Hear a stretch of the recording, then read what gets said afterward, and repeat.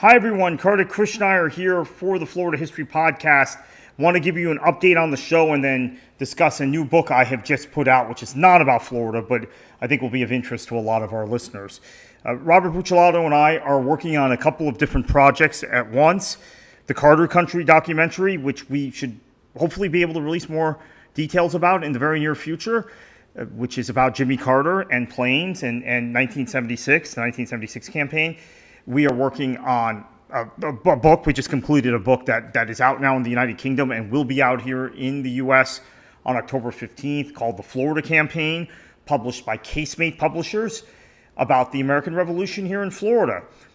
The next 2 months of the Florida History Podcast, I'm going to be flying solo as Robert puts together. He's doing the heavy lifting on the Carter Country documentary. I'm just kind of along for the ride, quite frankly. So giving him the next few months off, I'm going to do the French Florida series, a series on Ribot and Laudonnière and La Caroline, the colony in the Jacksonville area, Fort Caroline, I guess in English. The next 2 months, focusing on that, and then when Ribot finally gets slaughtered at Matanzas, right? The Matanzas massacre by Menendez. We've done a show on that before, but we're gonna talk about that again and conclude the series with that. So we'll be spending. I've budgeted about 8 episodes on La Caroline and Fort Caroline, French Florida. So that'll be the next 2 months, starting next week, hopefully.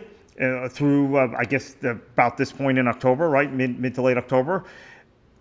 So that's what's next on the Florida History Podcast. Now, what about this book I put out this week, which is called "Why Canada Never Became Part of the U.S. North American Wars and Political Intrigue from 1774 to 1871."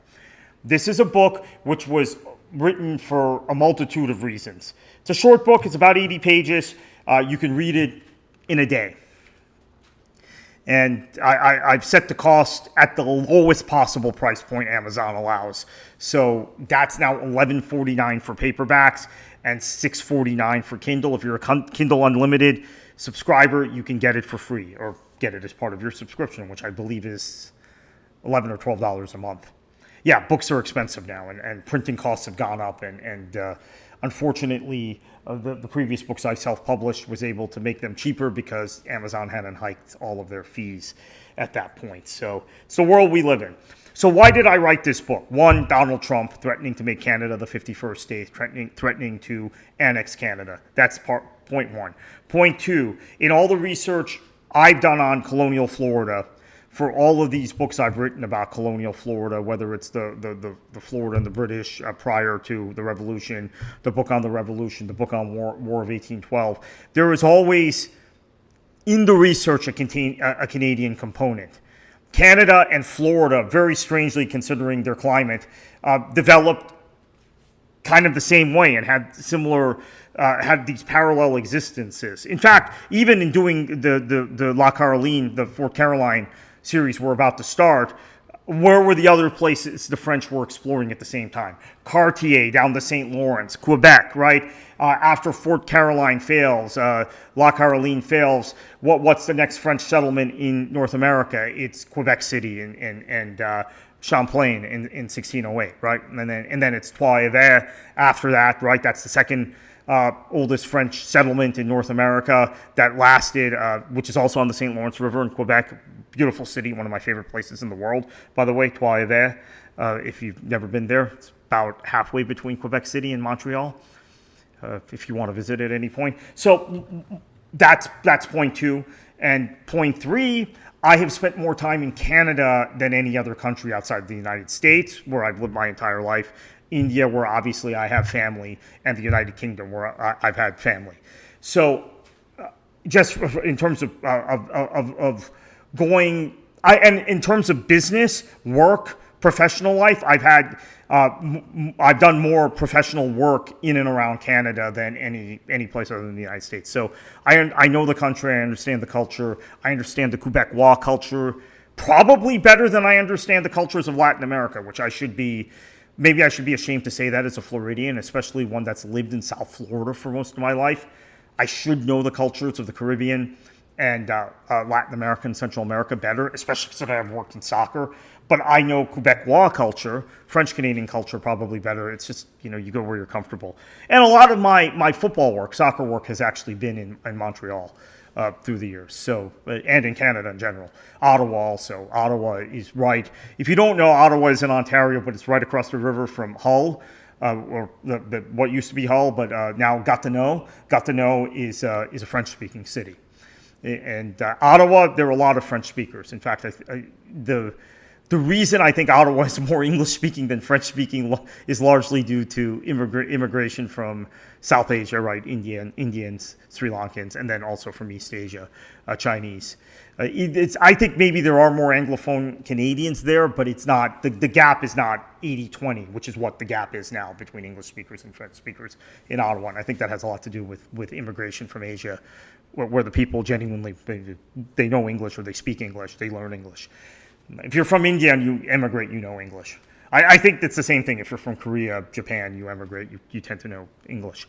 So anyway, what is significant about this book? What is really interesting about this book?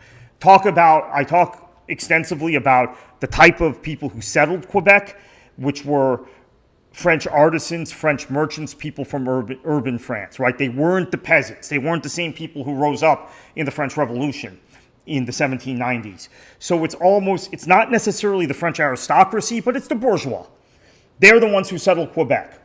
So when the Americans invade in 1775, they're expecting a mass uprising, and the Quebecois, they had invited Quebec to join the Continental Congress. Quebec had rejected on 2 occasions. Talk a lot about in the book about the Quebec Act and how that radicalized some Americans and the anti-Catholicism. Actually, I think I talked about that in one of the Florida books also, that the Quebec Act radicalized the colonists against Quebec, but also against Florida because of the Catholics in Florida. So the French Catholics, the Quebecois, they don't rise up against the British. In fact, they fight on the British side. Invasion goes well. The Americans occupy Montreal for a few months in 1775. They get to Quebec City, epic battle, really one of the most famous battles in Canadian history, along with the Plains of Abraham battle, where part of the battle in 1775 was fought in the same exact place as the 1759 Plains of Abraham battle. The other part of it was fought on the streets of Old Quebec. That was Benedict Arnold leading the American forces there, was General Montgomery leading the American forces on the other side. Plains of Abraham. Long story short, you have to read the book to get all the details. I go really extensively into the battle, probably more extensively than I'd ever gotten into a military operation, even in the books about Florida. But the British win on December 31st, 1775. General Montgomery's killed. No, Aaron Burr did not carry his body back to New York, as Gore Vidal liked to immortalize. In fact, Montgomery, I saw where he was buried, and then they exhumed his tomb and moved him to New York in 1818. So that's I've seen when I've been to Quebec in the past. So I should mention I was in Canada just last month. I had some business I had to attend to in Ottawa. As I said, I do a lot of stuff in Ottawa, so I was there. So that kind of got me thinking about this book also. War of 1812. That's a big thing. I think a lot of people know that was when the U.S.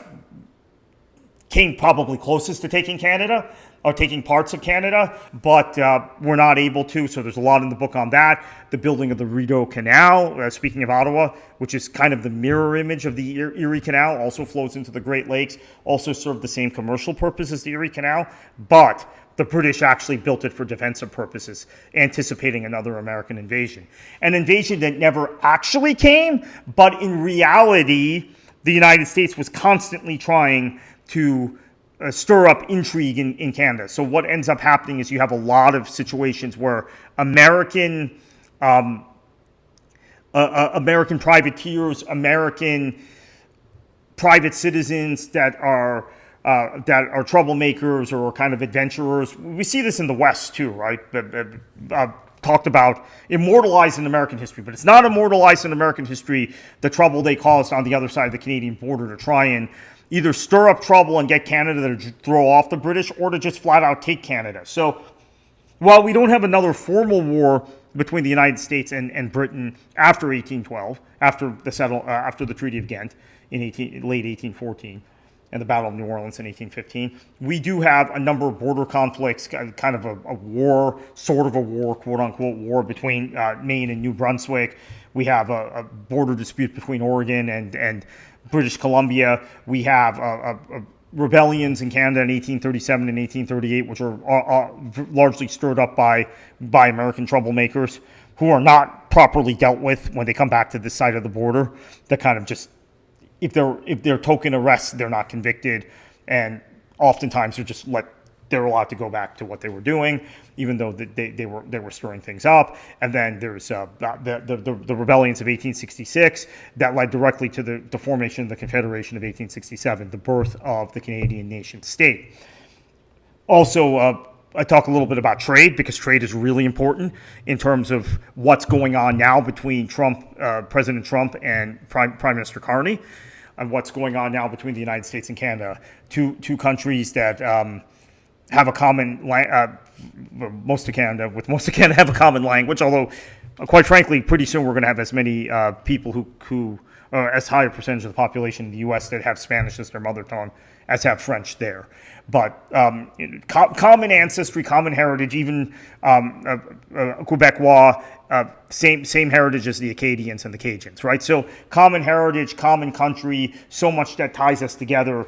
But of course, through the years, Canada has felt somewhat threatened, and that's why you've seen things like Canadian governments, whether they were conservative governments or liberal governments, trying to promote Canadian culture, protect Canadian art, force radio stations to play as much Joni Mitchell and Neil Young and Gordon Lightfoot as possible, right? That's part of this story. So it's a short book. It's meant as an introduction to the topic, and I give a lot of suggested reading about other things that people might want to, if they want to pursue this topic further, the complicated relationship between the United States and Canada, the very complicated, there are cultural ties, but then there's just all of these other things. And quite frankly, after spending time in Canada last month, a lot of Canadians were telling me they won't come back to the United States now. They say that now. I think that probably changes if things change. But just one other observation before I let everyone go. The number of Canadians who had knowledge and an opinion about Governor Ron DeSantis blew my mind. Because I thought, I'm a geek, right? I'm a political geek. I know who the premier of Alberta is. I know who the premier of Ontario is, Doug Ford. I think many of you might know him, but you won't know the premiers of other Canadian provinces. Why would Canadians know the governor of Florida?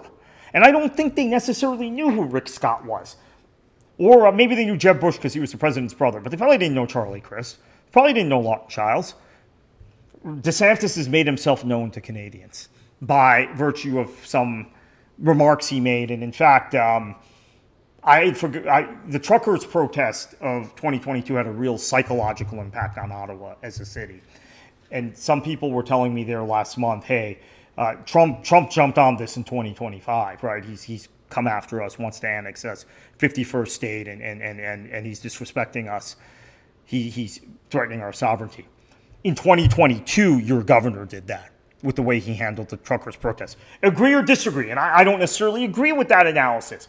But for some of them, they were saying DeSantis' hostility was stronger and predated Trump's. So just understand that. That's part of the issue with Canada. Part of the reason why I've also done so much in Canada is that, quite frankly, more Canadian tourists come to Florida than any other place. Living and growing up in South Florida, the number of Canadians who spend 3, 4, 5 months here is off the charts compared to people from other countries. It's gradually changing, a lot more Latin Americans. But, and I should say, I said earlier, why am I so connected to Quebecois culture when I should be more connected to Latin culture when I'm in Florida? Well, I think it's because of growing up around so many French Canadians, right? Because they were always in Broward County. They were always in Palm Beach County. So anyway, if you like that topic, if you want to think about that topic, please check out the book. It's called Why Canada Never Became Part of the USA, North American Wars and Political Intrigue. Available on Amazon. $11.49 for paperback, $6.49 for Kindle. If you're a Kindle Unlimited member, it is free. We will be back next week to start our French Florida series.